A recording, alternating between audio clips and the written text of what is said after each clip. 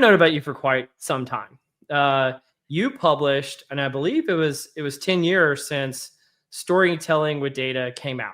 That's right. Seminal book. I feel like everybody knows read it. So if they haven't, you should go out and read it. Um, I guess the thing I want to start out by asking, because you've done plenty since then, and I want to get into it in a second. But before we get there, what holds up? What doesn't hold up from the book 10 years ago? Do you stand by it? Do you still love it? Is it a classic? Or do you kind of get used to the you're tired of the greatest hits? What are you thinking? Well, you also, I mean, I know you got the 10th anniversary edition coming out, but since then you've published quite a few things, but most recent, I believe, is Before and After. That's right. I have a stack here. I'll show it. All right, let's look at the green one. The green one. Very coffee table-esque in its own right.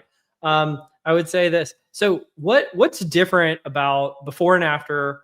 How have you evolved? And I believe there was actually another co-author on that wrote that one. How have you guys evolved at Storytelling with Data? And what are some of the new insights that you're sharing with folks about how this data visualization storytelling role has evolved over time?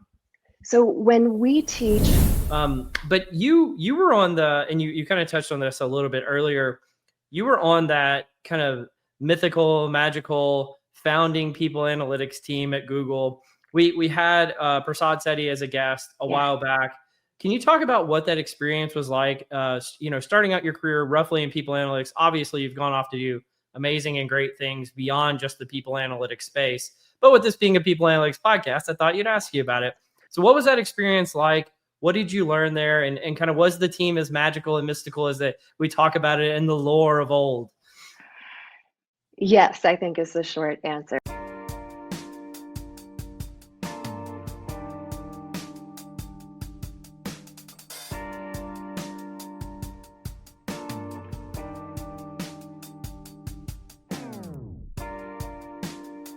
Welcome to Directionally Correct, a people analytics podcast with Cole and Scott, and today's guest, Cole Nussbaumer Knaflic, CEO of Storytelling with Data and prolific author.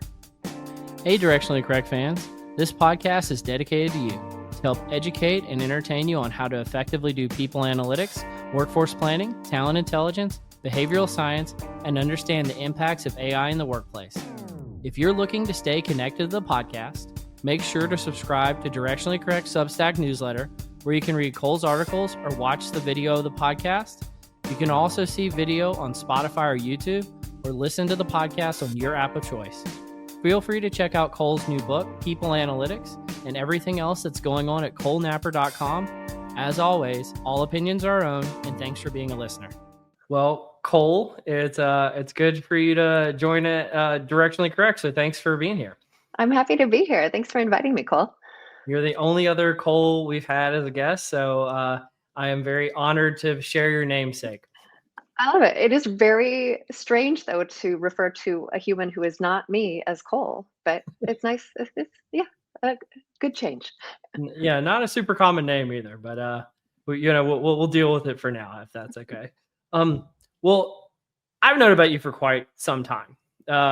You published, and I believe it was 10 years since Storytelling with Data came out. That's right. Seminal book. I feel like everybody knows read it. So if they haven't, you should go out and read it. I guess the thing I want to start out by asking, because you've done plenty since then, and I want to get into it in a second, but before we get there, what holds up? What doesn't hold up from the book 10 years ago? Do you stand by it? Do you still love it? Is it a classic? Or do you kind of get used to the you're tired of the greatest hits? What are you thinking? I reread Storytelling with Data for the first time in almost a decade. And actually, I think the only other time after publication that I've read it through from start to finish was when I recorded the audiobook for it, which was also nearly a decade ago. So I went back and reread it earlier this year. And I think I was surprised by how much still holds true today. They are simple lessons that we can use, and I think are even more important given some of the technological advances and other things going on, but to be reminded of how important it is to step back and think about our audience first and foremost when we're communicating, to choose visuals that are going to work for the message and the data that we want to communicate, to declutter and simplify and draw people's attention to where we want them to look, and to not just put data in front of other people, but really to weave that information into a narrative that helps them understand something in a different way and takes them on a journey. And so I think for me, rereading it after all of these years, that was what struck me, is these lessons still hold true. Because when the publisher reached out to ask if I wanted to do a 10-year anniversary edition, and I thought over the years about whether or not to do a new edition and update things. And I never did because we had other things that we wanted to write. And honestly, I was afraid of breaking it because it is still our book that is the best known and that does the best. And I think it is because of the simplicity. But that said, there are certainly some things that have changed in the decade since it came out.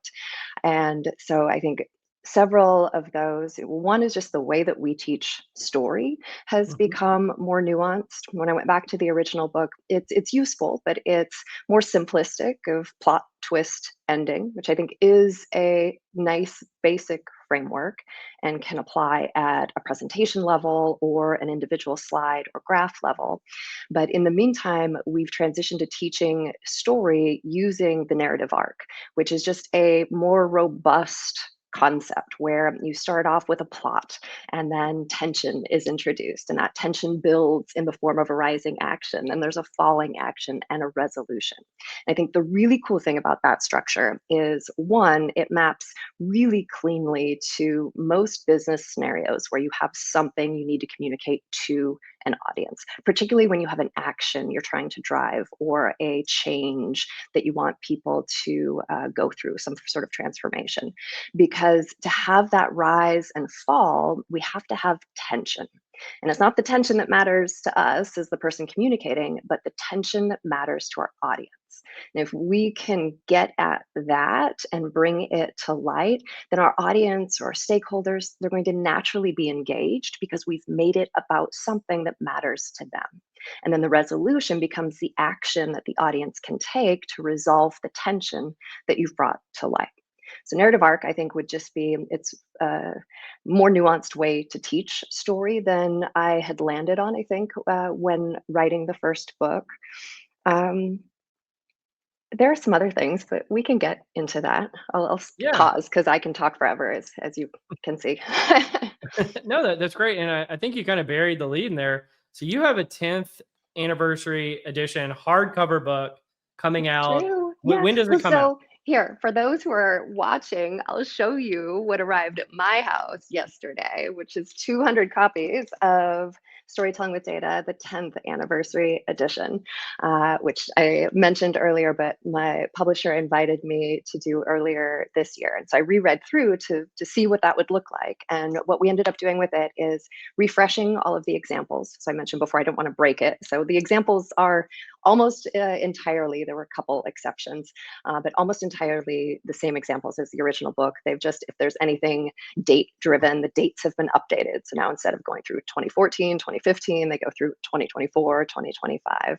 I added a foreword that is my reflections on the past 10 years, and also 3 appendices of new content.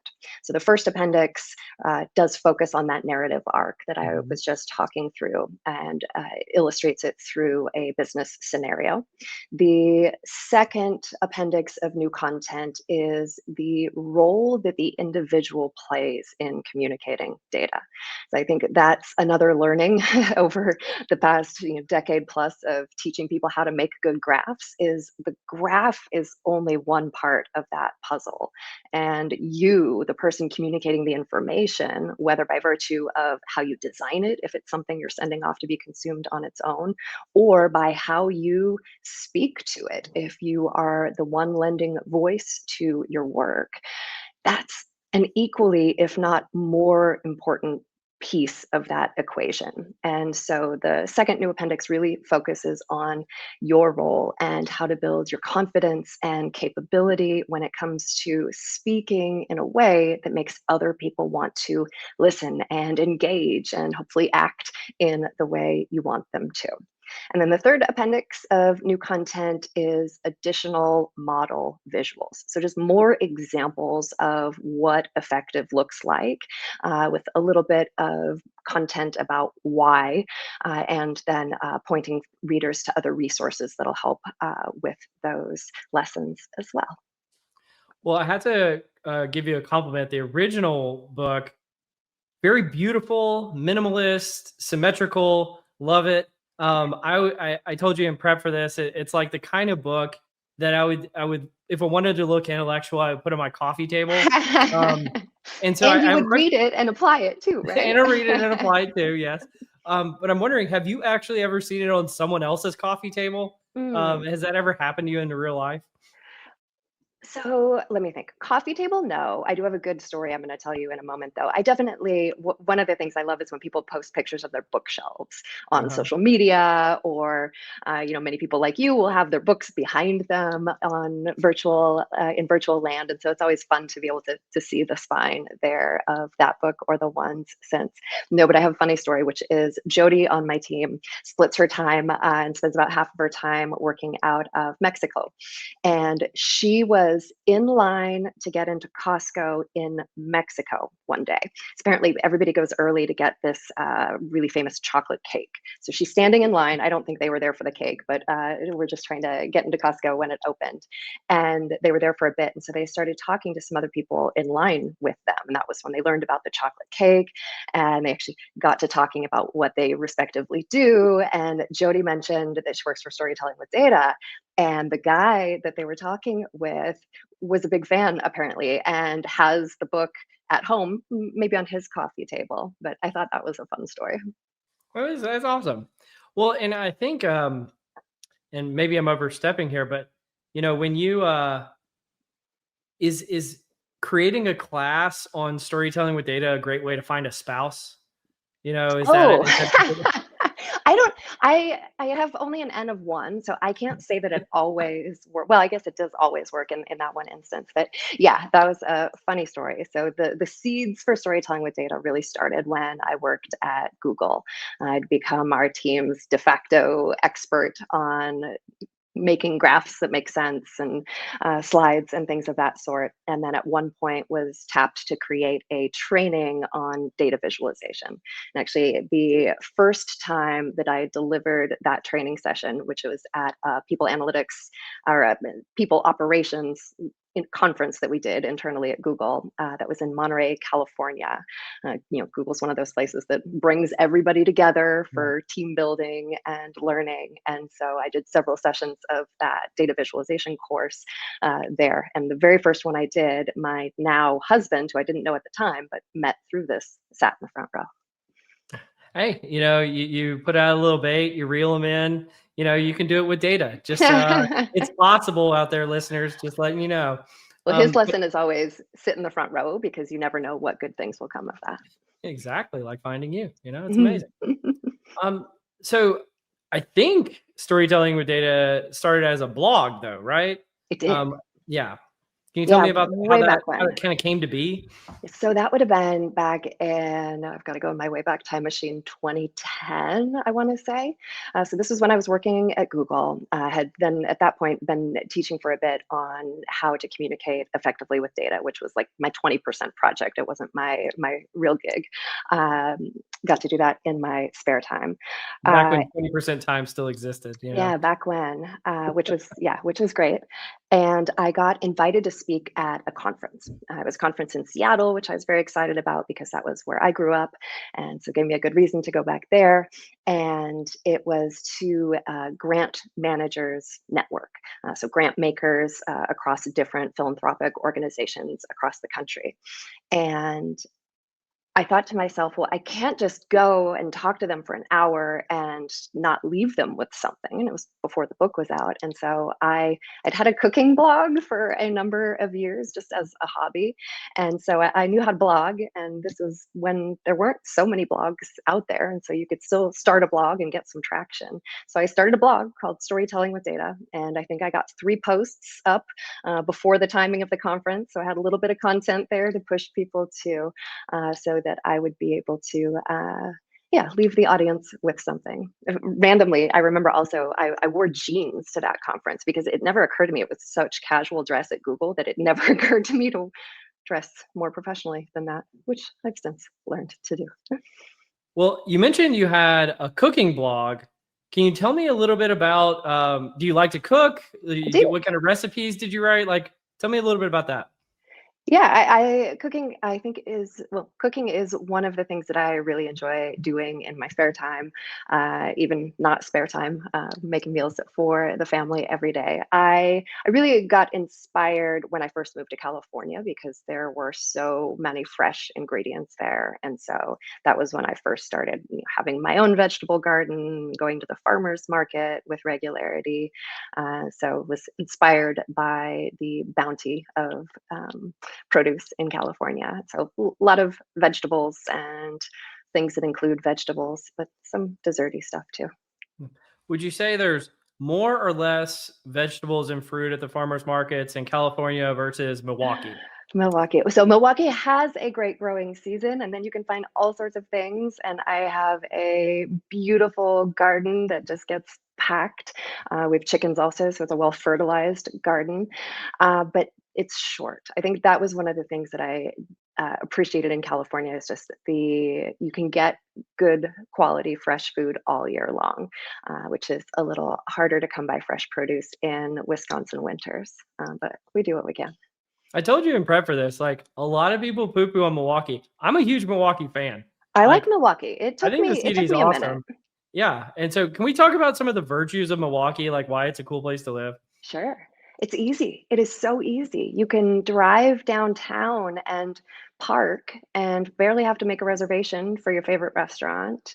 My husband and I always are very excited after basketball games because we can be home literally like 10 to 15 minutes after the game ends. It's easy. Yeah, go see some Marquette games. You're gonna go see, the Bucks or Bucks. whatever you Yeah. want to do. Yeah. Anything you're interested in. Well, you also, I mean, I know you got the 10th anniversary edition coming out, but Yeah. since then you've published quite a few things. But most recent, I believe, is before and after. That's right. Here, And I have a so stack here. I'll show it. all right, well, let's The look at it. green one. The green one, very coffee table esque is in its own right. I would say this. So, what's different about before and after? How have you evolved? And I believe there was actually another co-author on that wrote that one. How have Yeah. you guys evolved at storytelling with data? And like, what are some of the new insights that you're sharing with folks about how this data visualization storytelling role has evolved over time? So when we teach workshops with clients, which is what we spend most of our time doing, so we'll go into a team, an organization, spend half a day or a day and really get into the foundational principles for communicating effectively with data. And when we work with an organization, we solicit examples from the group ahead of time, which is great because it gives us a ton of ongoing exposure to how people are communicating with data and what sort of challenges they're facing, or where they're already great and we don't need to focus so much there. And so we use those examples both to understand where and how we will customize our content and go deeper or not spend as much time. But then we also turn a subset of those examples into some of the hands-on work that we do with clients, because I've had noticed over time it can be easy for someone to learn how to do this and to see it applied to a general example and to say, well, yeah, sure, that works there, but our stuff is different. And so it doesn't work for me, and use that as an excuse not to do the things when really we know that's not true. And so I think seeing the lessons come to life through your own or your colleagues' work is really reinforcing to be like, well, yeah, this does work here. And here's how we can sprinkle in bits and pieces of it, or here's where we can use all of it for really great impact. And the before and after transformations that we go through with clients are they always elicit such great responses. Actually, I was at an organization just last week, and we did for one of the final makeovers that we walked through where people would focus on it in small groups first, and then we'd talk about that together, and then I would explain and walk through how we approached it, not as the answer, because there's no way we have enough context going in for a day like that to know, but as one illustration of how you could take a scenario like this and apply the lessons that we've covered. And so I go through the story, the presentation, and at the end they said, wow, if we'd actually presented it that way, we would have gotten the buy-in for the program that we wanted to run. Instead, it turned out what had happened, and I didn't have this context going in, but it was a presentation they had shared was something that had gone to leadership earlier in the year. And they had one of their senior leaders come in and say, I disagree fundamentally with one of the ways that you're approaching this. It was related to an email campaign, and the exec thought if there were too many touch points, that was going to backfire and people were going to get annoyed.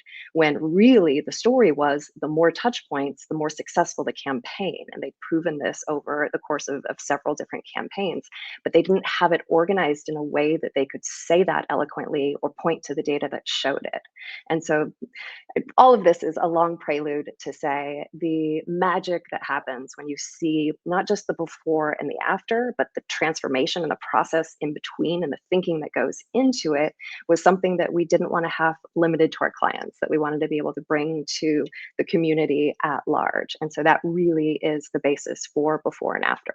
There's a little bit of prelude up front on good practices when it comes to visualizing and communicating with data, but the bulk of the book, the 20 chapters, are 20 client-inspired case studies where we show you the original slide, graph, or presentation, and then take you through the process, teaching a number of lessons and highlighting tips along the way that get you from the before to the after. Now, these have all been anonymized so that we're not giving away any confidential information. But I always think it's so interesting because there is something to be learned from every example, even if, and sometimes especially if, the example is from a different industry or different space, because it allows us to just think, and I think in a more open-minded way where we're not stuck in the rut of how we always do things because we always do them that way. And we can see things highlighted through different examples that can sometimes spark or create the spark that we can then bring back to have greater effect in our own work.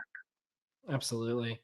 Yeah, I mean, I feel like, a before and after picture in the context of weight loss is just such a stark contrast. Any sort of transformation, right? Yeah. Or we think of like binge watching HGTV or like the cooking shows where they have the random box of ingredients and you're like, they're not going to turn that into anything. Like, and then you see what they do and the thought process and the amazing thing that comes out at the end. Yeah, everybody loves a good makeover. I wonder who invented that concept. Like this marketing genius, whoever invented before and after. I mean, it had to have been invented by somebody. Maybe it was the ancient Egyptians. Who knows? We'll never know. But you were on and you kind of touched on this a little bit earlier. You were on that kind of mythical, magical founding people analytics team at Google. We had Prasad Sethi as a guest a while back. Can you talk about what that experience was like?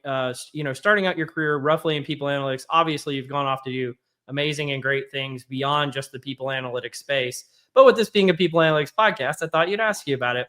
So what was that experience like? What did you learn there? And kind of was the team as magical and mystical as that we talk about it in the lore of old?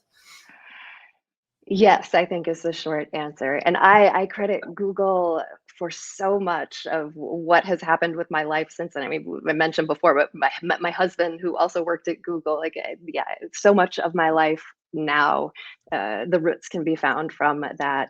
Yeah, I would call it magical time when I worked there. So I joined Google in 2007. It was actually shortly after Prasad, who you mentioned, was hired. And he was hired to bring together some disparate analysts that were in different parts of people operations. There were a couple analysts in compensation and a couple in benefits. And so all of that got centralized under Prasad in early 2007. And I was one of the first hires into that newly centralized group. And I look back and I don't even know how I ended up there, because I'd been in banking prior to that, went through the whole credit risk crisis, and I applied online. Like, I'm one of those that sent in my resume among the millions that, so that's also magical to me, that somehow that found its way to a person who looked at it and wanted to know more. Well, I bet it Um, was aesthetically pleasing and symmetrical and exhibited really good data visualization and storytelling practices. You might be right. I honestly don't remember, but I do remember every day feeling so fortunate to work at such a great place. Because to your point, it really was a magical time to be there, because there hadn't before that been much work looking at people data. And for me, one of the fascinating things, I've been looking at loan data and credit card data prior to that, and it's all the same sort of things that you can do with it. So Yeah. the similarity in how you approach trying to predict someone's likelihood to leave the organization, how you might test out interventions, looks very similar to how you predict when somebody's going to default on their loan payment. And so for me, it was fascinating to find that there were all of these skills and things that I knew how to do statistically that applied very well in a totally different space, which is fun. And people are a fun topic to analyze, as you know, because they're complicated and they have this thing, free will, which like just it complicates things in ways that can be super fun.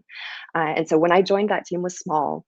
In almost every case, the data we were looking at had never been looked at before, and so it was this really fun time of just everything we found was interesting and new, and it put us in a space where we were able to publish papers and articles and get attention that way. But it was also just so satisfying to be able to find something new and then bring that to the rest of the organization in a way that we could act upon it. I remember some of the experiments we got to do were super fun. Things like in the micro kitchen of what's the difference in consumption of M&Ms if the container that they're stored in is transparent so you can see what's in it versus a little clouded so you can't see.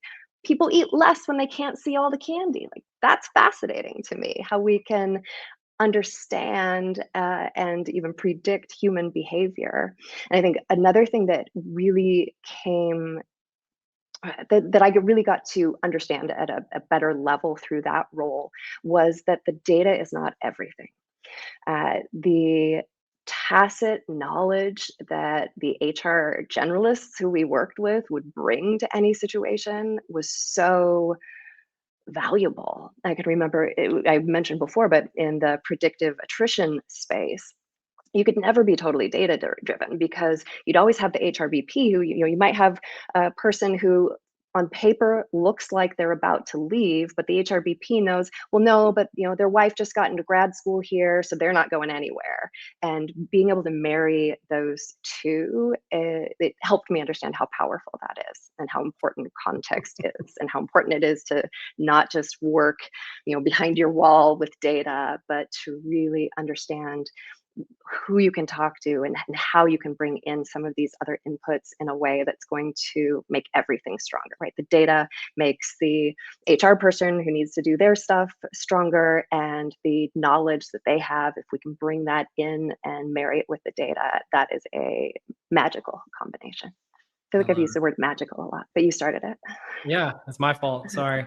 I primed you with it, using it. some behavioral science Yeah, techniques. there you go. Um, well, do you still like going to people analytics events? I I mean, I don't think do. you go Yeah. to as many as you used to, but we met at People Analytics World in New York. So what Yeah. do you like coming back? Do you prefer the mega conferences? What do you think? I like learning about different spaces. And so for Mhm. me, it's always interesting to to get a taste of how things are going. It's been, I mean, I left Google in 2012, so it's been more than a decade since I worked in people analytics. And so, yeah, being able to understand what's going on there is fun. But yeah, I enjoy learning about functions and spaces where people are really interested and passionate about what they do. And I feel like people analytics is a space where you get people who are they're excited about that as a role. Absolutely. Well, I mean, you mentioned it been since 2012.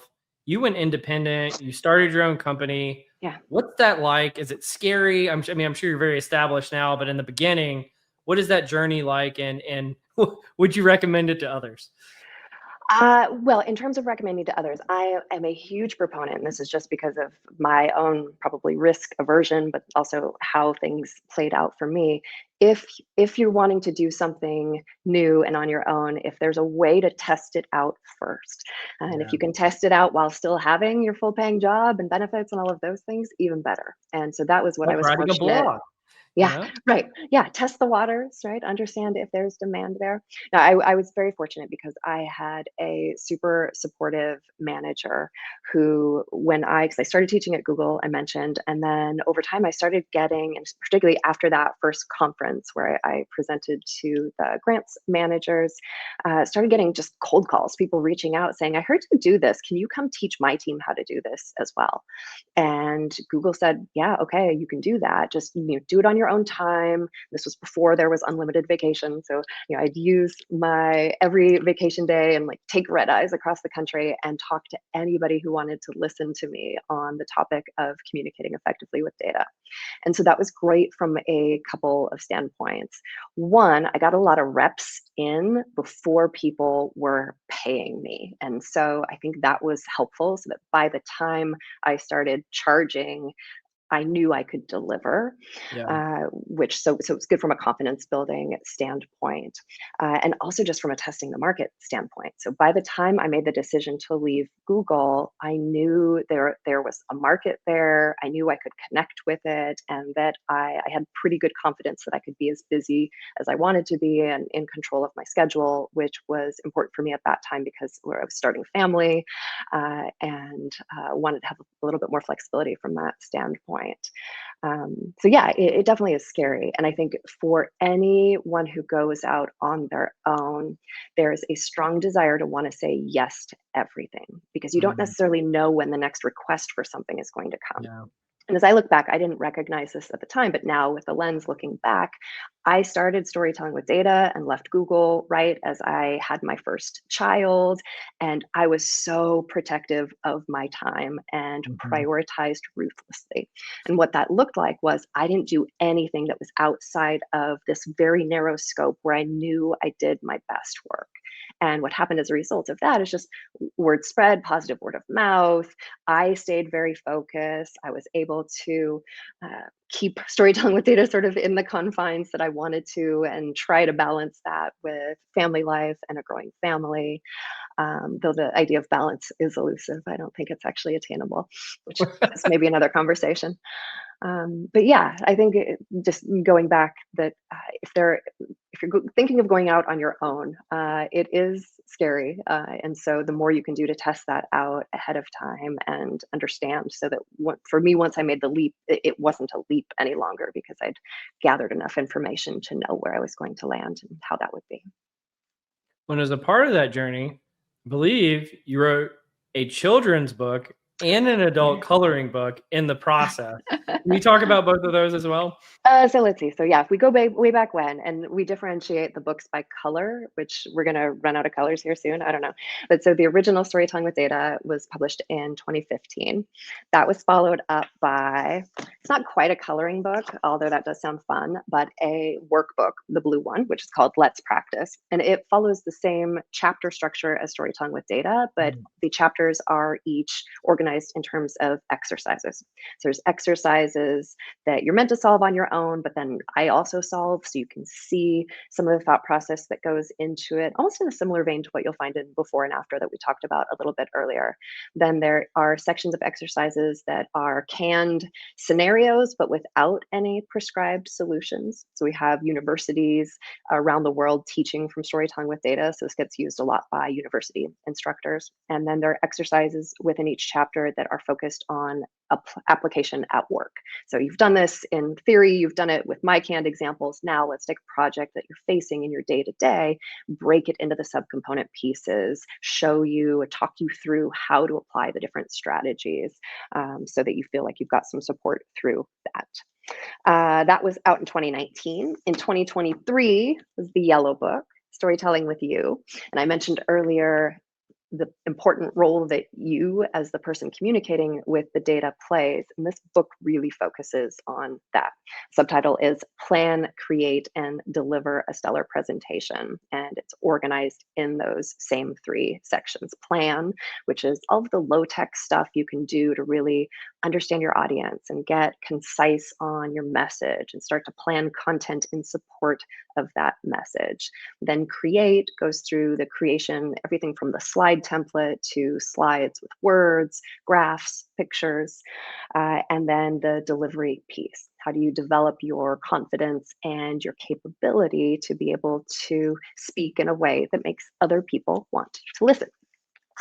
And then in 2024 came this one, which features a pink dragon. Daphne draws data.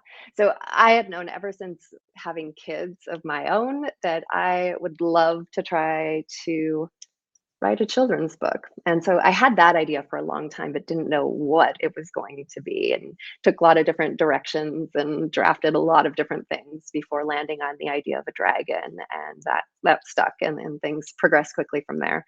So Daphne, the heroine, is a dragon with an unusual talent for drawing data.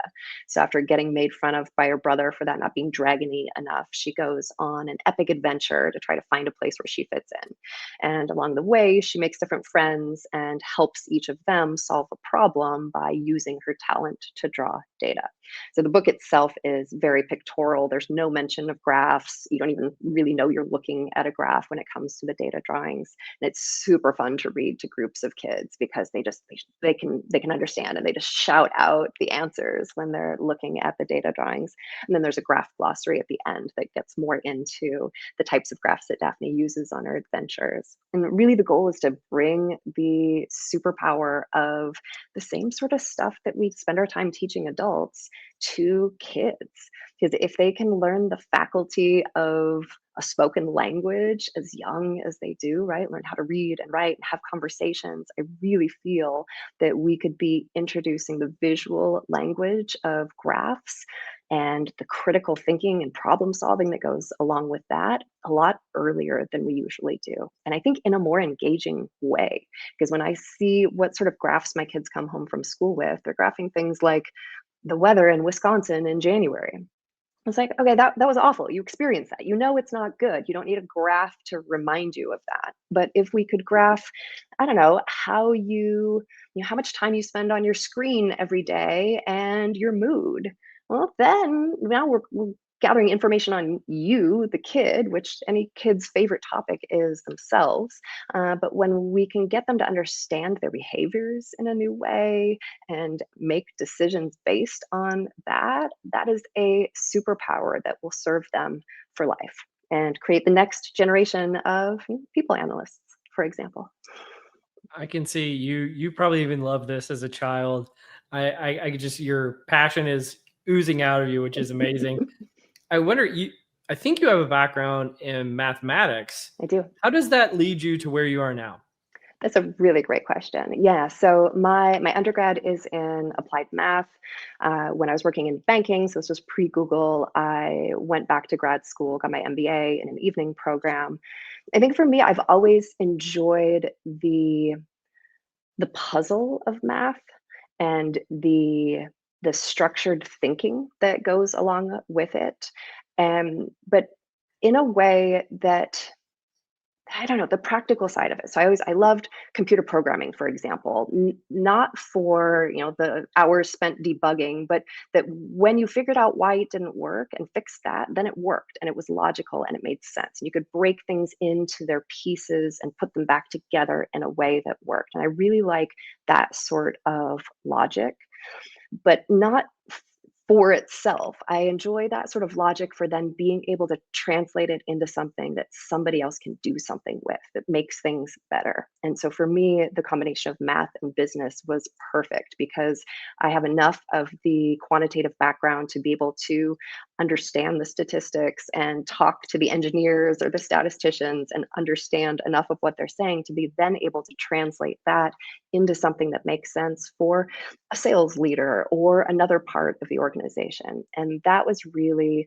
when I look back and think at the different pivots I've made in my career, the thing that I love is just using that technical understanding to translate complicated things into something simple that somebody can understand and do something with, have a smarter conversation, or make a more informed decision than would have otherwise happened.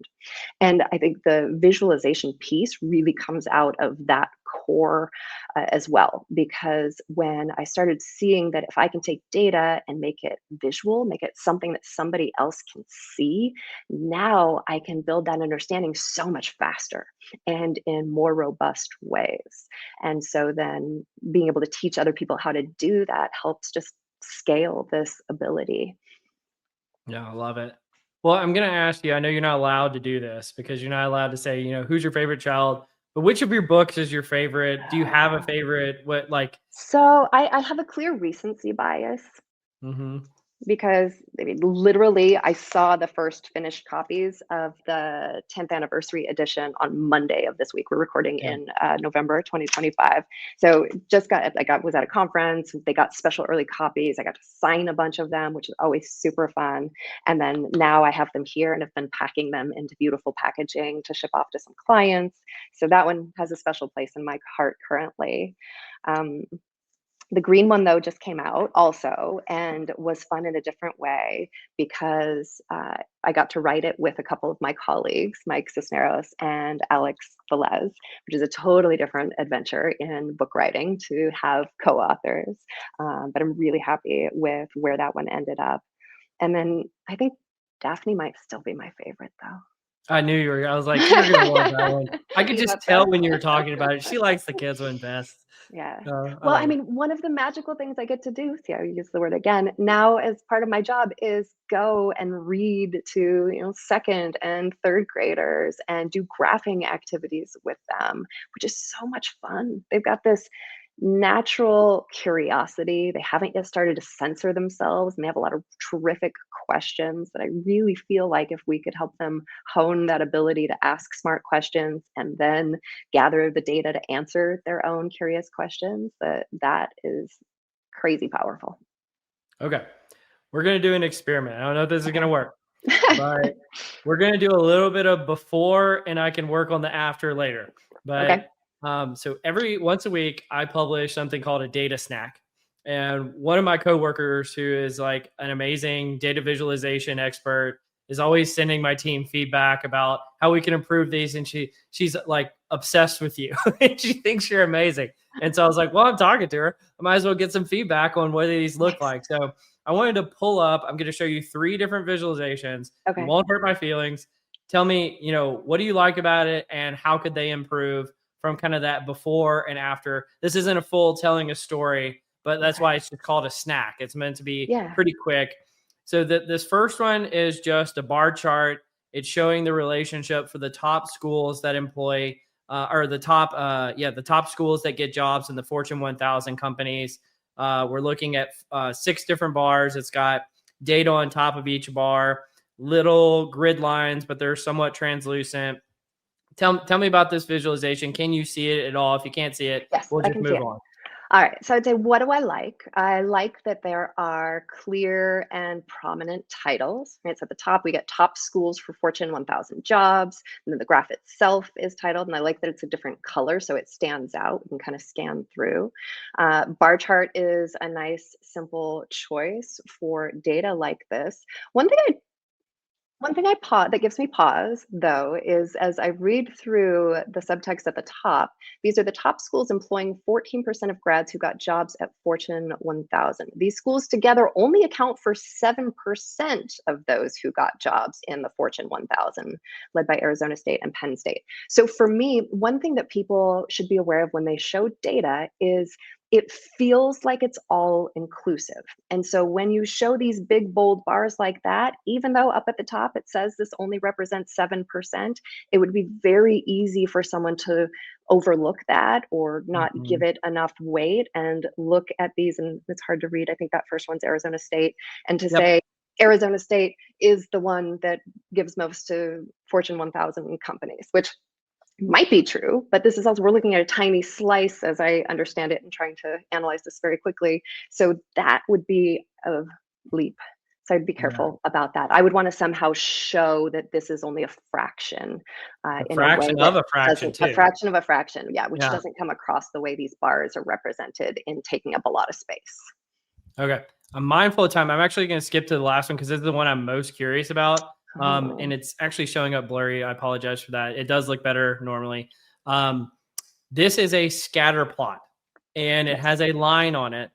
I, as a prior, well, I not prior, a PhD person, love a good scatter plot. I Yeah. know they're controversial in the data visualization community. So tell me what you think about this one. It's talking about what colleges have the best track record of placing new graduates in the Fortune 1000, and it plots them on the percent of alumni working at those companies and the percentage of new graduates that work there in the last 3 years. Okay. So I don't hate a scatter plot specifically for this data. And again, I'm trying to analyze and take it in as we go along. So for me, drawing the line, I could give or take. I think I for data like this, at least when we've used scatter plots and it looks something like this in a business setting, I oftentimes want to have there be some super labels and kind of categorize things. Oftentimes a Mhm. quadrant will make sense for the categories where you've got like one of the dimensions is low or they're both low or they're both high or one is low and the other is high. And usually there's a pithy title you can put that encapsulates that'll just make the information a little bit easier to read. I'm not sure that the diagonal line adds much here. Trend lines, I almost always hate. I'll just say that. I mean, unless you're doing some sort of statistical modeling or there's a best fit Yeah. thing and it makes sense because either there is a trend and you're going to be able to see it without the line, or you're manufacturing it by putting the line on there when it doesn't really look like a trend. In this case, I don't hate it totally because you could take away the line, you can still kind of see. And I can't read these axes, but from what you said, it would just mean the ones that have more alumni have more new grads also? Yeah, it's I basically also showing don't know if that. that's super interesting. Yeah, that's a good point in itself.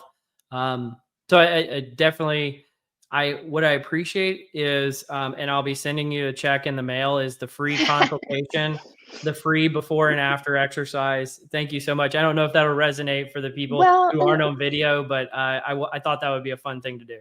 that is super fun. What I will say too, just some general lessons that come out of looking at those examples. They titled in both cases, I think, with the question, which is one way to do so. Mhm. I often, at least in a business setting or translating that to a business setting, you may want to think about leading with the answer instead of the question. Though Oh, I yeah. imagine because of the ways those were portrayed that they're more exploratory, right? Where everybody will go in and look Mhm. for the point or the bar that's more relevant to them. Then also, if you do have a specific takeaway that you want people to focus on, you want to think about potentially using color or some means of contrast so that people look there. And again, I don't think that was the point of these. They looked more sort of interesting, informative versus explanatory, but just as people are thinking about translating some of those concepts to their own work, some lessons. I'm taking it all in, Cole. You're just, and I'm gonna probably share this with my team to be honest with I love it. you. So it's gonna be great. Well, do you want to join me in Cole's corner? I know Sure. it has a Let's do dual it. meaning when your name is Cole, but my corner. Yeah. Welcome to Cole's Corner. All right. So we start with a rapid fire section. The first question I have for you is, if you weren't into data and storytelling and books, what would you have done with your career? I suspect it would be in cooking, but that's just a guess. Mm. What would you have done with your career? There was a pivot point for me in undergrad where I almost said, "Screw the math degree. I'm changing to architecture." So I think if I could choose a different path, maybe I would be an architect. There you go. Love it. Yeah. I almost was an architect. That's Were funny. you? You and I share I, that w- in I common. mean, I Yeah. was by no means almost an architect. I thought I mean, about changing majors at one point. I thought about changing majors. I took for one. I was a school in the quarter system. I took one quarter's worth of architecture classes. Realized that I wasn't committed enough to do it. But yeah, I got in the same boat. Anyway, interesting connection Well, there. and funny anecdote or interesting maybe, that scenario led me to some of the best advice I have received in my whole life when I look back, which was my mother at that point telling me, "Cole, finish the math degree." She's like, "If you want to go to architecture school after that, fine, but like finish this one first." Yeah, And that was good advice in retrospect. I love that. Hi there, I'm Peter Zollman. I'm a co-host of the Inside Job Boards and Recruitment Marketplaces podcast. And I'm Stephen Rothberg, and I guess that makes me the other co-host. Every other week, we're joined by guests from the world's leading job sites. Together, we analyze news about general, niche, and aggregator job board and recruitment marketplaces sites. Make sure you sign up and subscribe today. What's the place you've never been to that you most like to go, and why? The south of France, because I just imagine it to smell like lavender and be really beautiful. Oh, I almost don't want you to go now because I'm afraid if you got there and it didn't smell like lavender, you'd be so disappointed. No, I would plan things to make sure I Okay. arrived at a time that would smell like lavender. Yeah. No, that's amazing. Why do you do what you do?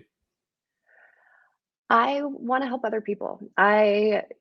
Through trial and error, I think both on the graphing side, but also speaking, have figured out things that seem to work reasonably well most of the time. And so if I can speed up that process of trial and error and share what I've learned with others in a way that helps them have greater impact in what they do, that is the fundamental thing that drives me. Okay. I've got one big question for you. Okay.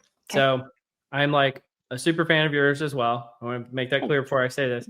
I would say I've always had a mixed feeling toward the concept of storytelling. And the reason why is, as a child, I don't know if this is universal, but when I was a child, we were told that storytelling was called lying. Like you were telling a story, right? And so anytime somebody said, "Oh yeah, we're going to tell a story with data," I'm like, "Oh, so you're going to lie with that data? That sounds pretty unethical." And so the question I have for you is, are you concerned of any analyst using your powers for good for evil, right? And so using ways of using this to manipulate people or lie with data, and how do you counteract that when you're writing or doing sessions or coaching teams? Yeah, it is a great question. And you're not the first to ask, so you're not going to offend through that. So I think the counter to that, often people will say, "Yeah, but I want the data to be unbiased." And that's actually not a thing that Yeah, exists. not Any real. data we're looking at is biased. It's biased from the get-go, from the data we decided to collect and how we decided to collect it in the first place. And so, yeah, no, I don't want people to hide under the guise of storytelling to make the data say whatever they want it to say. We all know it's easy to lie with statistics, but that's not going to get you in the end. That's not going to work. That will backfire in some way. But I think being truthful to the data, using colleagues around you to help you poke holes in what you've done or counter the assumptions that you've made so that what you're doing is robust and certainly ethical. We have the benefit of coming in at the explanatory piece when we're teaching. And so we'll often draw the distinction between the exploration of data and everything you do to understand it and the explanation of data. And we can kind of hand wave and be like, all right, we're going to focus on this latter piece. And we're assuming that everything you've done up to this point makes sense and is valid and you've vetted it. And, you're not leaving out any big things of data, or, you're looking at one slice of the pie, like we saw in one of those examples you flashed up. But yeah, I like to hope that people use these tactics for good. And the reality is that most of when things are misleading, this certainly isn't all of the time, but most of the time it's just by accident, or somebody didn't think about it from that standpoint, or maybe know better. So they cut off their bars at an axis that wasn't zero, and it invalidated the visual comparison. And so we can do a lot just by teaching people how to make some of these decisions, the considerations that need to go into them. I think another useful thing is just building data literacy generally, both for people who are working with data, but also for the other people who are meant to do something with that, or interpret it, or read a stat in a news article. That the more we can build data literacy across these groups, the more we can be both kind of watching out and catching each other in positive ways to make sure that we're doing good things. Absolutely. Well, thank you for sharing that. All right, let's do some What Am I Reading? So the first one I have for you, which you're just the perfect person to talk to about. Friend of the podcast, AJ Thurston, made a recent, very short LinkedIn post. And it says, ignore the data viz gurus. You can use red, green. And so I'm sure you're much more familiar with this than I am, about the debate in the community. Can you use red, green due to accessibility concerns, and often making suggestions of blue and orange as accessible alternatives. And he goes through and shows that the default settings in Excel for red and green are not colorblind safe here on the left-hand side, but that there's these two more colorblind safe options of red-green pairs. One is the Okabe Ito, I think is how you pronounce that. And then the other is the Color Brewer, both of which are, I don't know the right words, but I would say like off green and off red, but there's still gradients of red. And then he gives a more complicated example. I'll be honest, I'm not sure I understand what this means, but I wanted to get your perspective on this. The red, green, can you use it? Can you not use it? We obviously have red lights and green lights every day in regular life. But the position of those is standard. So I would say, going back to just the title of the article, you can use green and red together, but you do run the risk of disenfranchising part of your audience by not having them be able to see what you're showing. So roughly 8% of men and 0.5% of women in Western cultures are colorblind, or have some sort of, actually the colorblindness is mainly red, green. There are some other types as well. And there are many different colorblindness simulators you can go through. I actually think Color Brewer, which is one of the ones that you had up there for one of those palettes, will do this. But what you tend to see then is, if you put in red and green, is everything ends up kind of different shades of brown or bronze, or maybe like a light pukey sort of green. And so if you want there to be clear differentiation, picking either one of those colors and using it strategically, or sometimes sequentially one and then the other, can be ways around it if you still want to use red and green. Blue and orange ends up being one that people go to a lot instead of a red-green scale, I think, because you still get some of that positive negative connotation. Tableau went to blue and orange relatively early on, which I think propelled that as well. At Storytelling with Data, we've done that for a long time. Blue is our brand color, so we often use that for the look here, bright blue, feels nice, matches brand, and then orange is right across the color wheel from that and has good differentiation. So I'd say in this space, there are very few hard and fast rules. For any guideline, you want to understand why you are applying it, so that you can understand when it makes sense and when it may not, when you can go to something outside of that. And this is another one of those places, or this is one of those places where I think understanding that makes sense. So I have a colorblind husband. I had a boss who was colorblind for a long time, and it wouldn't be nice to do things red and green for those people in your life. So 2 practical points. One is, Are we putting ourselves in danger by having red lights and green lights and traffic? No, Like, because there you get the consistent position. So then it's, yeah, it's but the what about the top one versus the horizontal bottom ones where one. it's unclear what's left and right? Horizontal ones. Yeah, What you are never those? seen those? Like I've never seen a sometimes they're horizontal one. vertical, and so the top one is red, Yeah. the bottom one is green. I think the top one is red. Now I'm forgetting. Anyway, but sometimes you see the horizontal ones where it'll go left to right instead of top to bottom. I don't have a good answer for you there. Yeah. So maybe. That does The sound answer is dangerous. And then the other part of it is like you touched on this in your answer about, you still want to indicate what's positive or what's negative. Is some of the pushback just due to the fact that some people just don't want to show if things are positive or negative, and they'd rather be like, everything is a good answer? Is that part of this as well? I've never really thought of it from that standpoint, but it could be, in which case I would say to the person who's doing that, get more context or Yeah. understand where and when you might use one or the other. And that's the thing, when red and green are used together, usually it is positive and negative. And so you want to step back and think, well, which of these is more important? Is negative, does that mean we're losing, the sales are down and we need to know that? Probably you want to focus there then, in which case you could use a more neutral shade for where things are going well and really get people's attention on the areas in need of action. Absolutely. See, this is why you're just so valuable to have here. So the next two have nothing to do with data visualization and probably have nothing to do with your expertise, but it's stuff I wanted to talk about. So hopefully you'll find them interesting. So the next one, as myself, I have a background in IO psychology. We learn a lot about psychometrics and scales and things like that. And so I personally found this interesting, and I want to get your thoughts on it. But it's talking about, does the relationship research measure the right things? And so there's been this new psychological science paper, which in the social sciences, psychological science is one of the top journals. And so it's been creating a little bit of a stir where these researchers created a scale that was meant to measure nothing. And so like an example of a few of the items is, my relationship has very good Saturn. The daffodil in my relationship is close to ideal. The midnight in my relationship continues to improve over time. So obviously these I found this one so confusing, Cole. Yeah.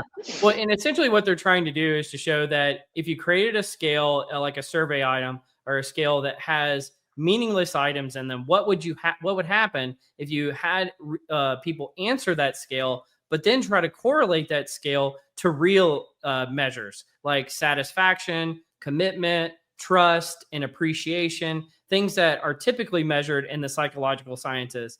And concerningly, what the authors found is if you have a meaningless scale, what they're calling a pseudo scale, you actually see really strong correlations to things like satisfaction, commitment, trust, and appreciation over time. Which for the nerds out there, there's this thing called common method variance. So if you measure two things with the same method, usually they're correlated.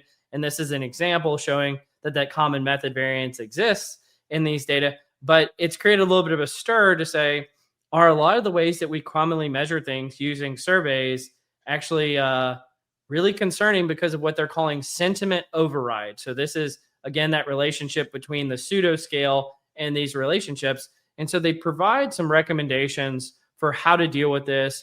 One is the greater use of qualitative methods, i.e. ways of contextualizing the results that are not just quantitative in nature. But they also recommend structural equation modeling, which is a very sophisticated way of analyzing surveys that, frankly, probably less than 1% of the people who do survey research actually know how to employ. And so I'll pause there for a second if you have any comments, but I do want to do a little bit of a voiceover here. Well, I was just confused because, so typically when we're surveying people, there'll be a scale where it's not, and I understand, I think I understand the basics of this study and the findings, but I think one thing that's different about the study that makes it like, it just feels like something, my data spidey sense is going off. I had a boss that used to use that of like, something's not quite right there, is my gut.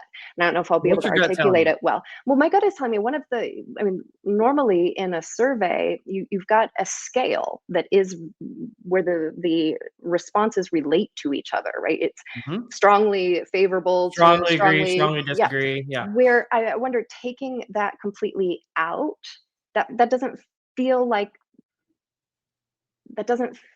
you can now make assertion, like you can't now say, well, but those scales where there is ordinality, throw them out the window because we tested this weird scale where there is no ordinality. Or it makes me wonder if people were imposing ordinality on that scale even though it wasn't meant to have that, so that they could make some sense of it. I don't know. In my mind, it's the latter. In my mind, it's they're imposing the ordinality onto that. They're making sense where no sense was meant to be found. Yeah. Right. Because they'd have to then to be able to use it to respond to things. Yeah. So what I think these authors have diagnosed the right problem and have created the wrong prescription of how to fix it. Right. And so their prescriptions is either don't use the survey data at all, use qualitative data, or B, use an insanely sophisticated method that no one's going to use. And it's like, okay, but you really haven't solved the problem. And so I have a prescription here that I think solves it, which is, I've heard other people say this, so it's not unique to me, but basically, every survey item has like a 0.25 correlation with every other survey item. And this proves that even inane pseudo items still have that same 0.25 correlation, even if they're not even real data. And so the bar for making a, any kind of prescription based on some results means you need that correlation to be substantially higher.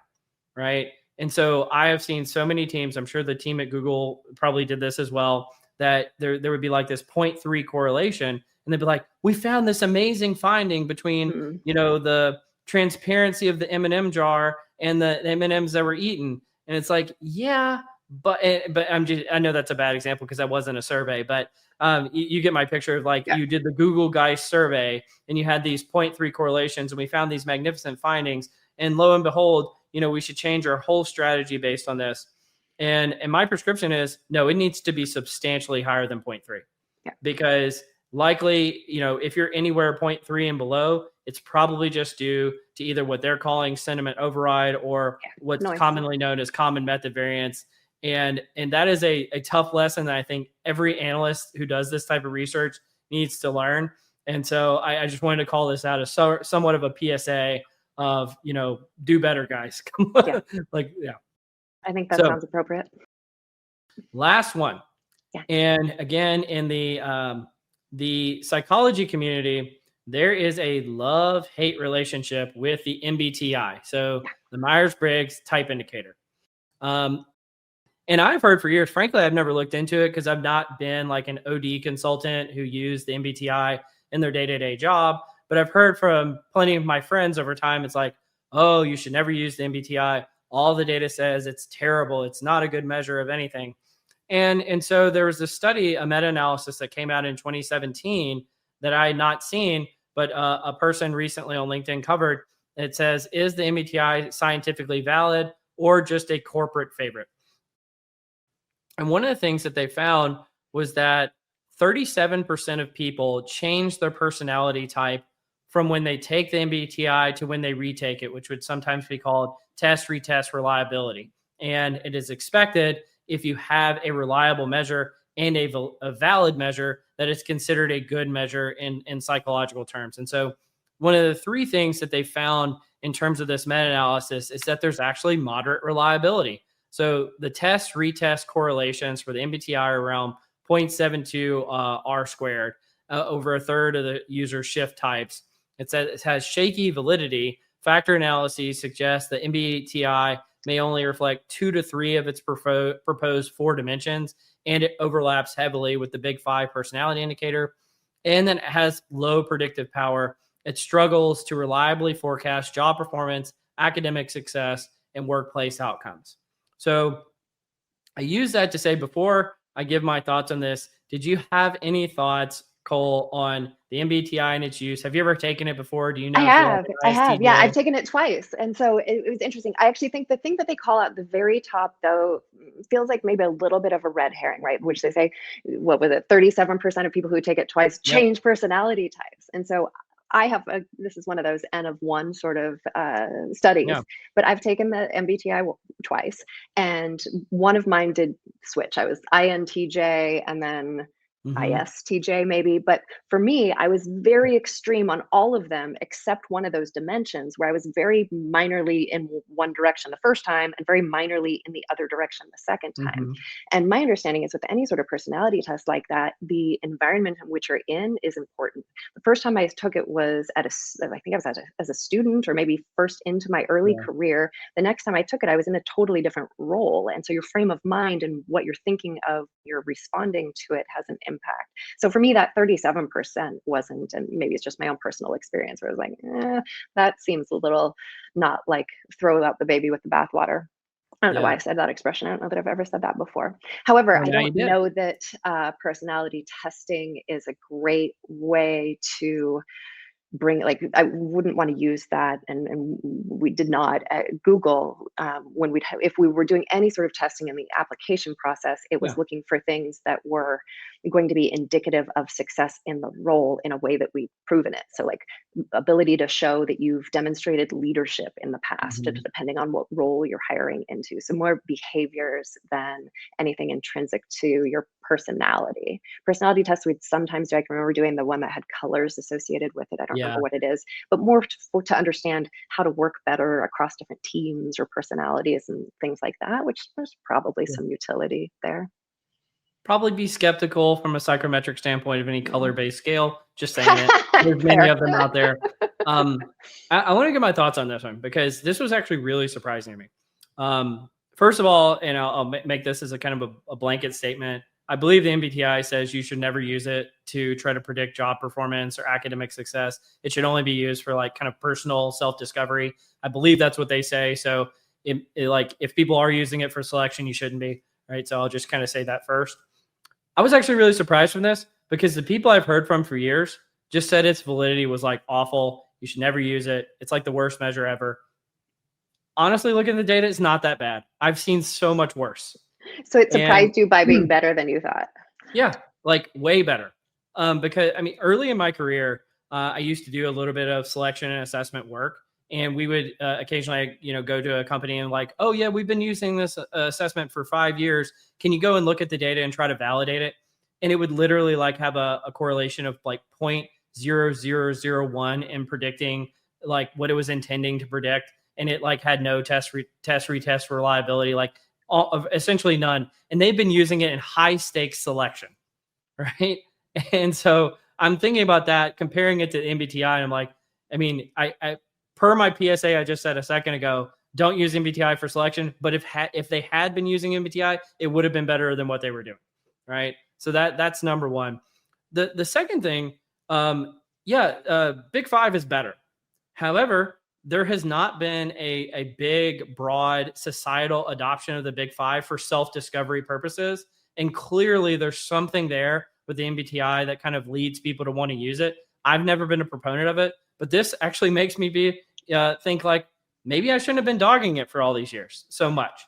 Right? And Cole, what is the Big Five? I'm not familiar. So the Big Five is they call the OCEAN model. So openness, conscientiousness, extroversion, agreeableness, and sometimes kind of neuroticism, but emotional stability. And so the OCEAN model is, from a psychometric standpoint, is considered to kind of to be the gold standard that's out there, right? But again, it has not been broadly adopted. And I think, again, there's some of this cult following to the MBTI. So there's something there.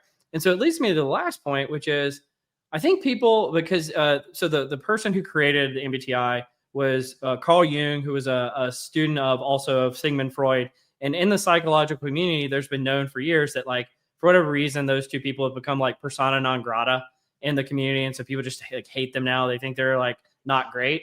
And because I think that there's this stigma associated with them now, that is bled over in the MBTI and has caused otherwise rational people to really trounce this thing. And honestly, I fell for it.